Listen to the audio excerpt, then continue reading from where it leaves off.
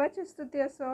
आजचे वचन आपण वाचणार आहोत योहानकृत शुभवर्तमान याचा 21वा अध्याय, त्यामधील 9 वचन. मग किनाऱ्यावर उतरल्यावर त्यांनी कोळशाचा विस्तव आणि त्यावर घातलेली मासळी व भाकरी पाहिली. येशूने त्यांना म्हटले, तुम्ही इतक्यात धरलेल्या मासळीतून काही आणा.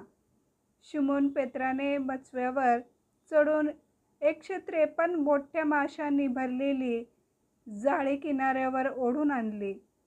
तितके असतानाही जाळे फाटले नाही. येशू त्यांना म्हणाला, या न्याहारी करा.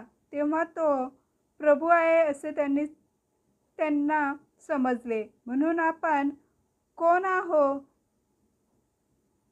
आहात हे त्याला विचारावयास शिष्यातील कोणी धजला नाही. येशूने येऊन भाकर घेतली व त्यांना दिली, तशीच मासळीही दिली. येशू मेलेल्यातून उठल्यावर आपल्या शिष्यांना प्रकट झाल्याची ही 3री वेळ. आमेन.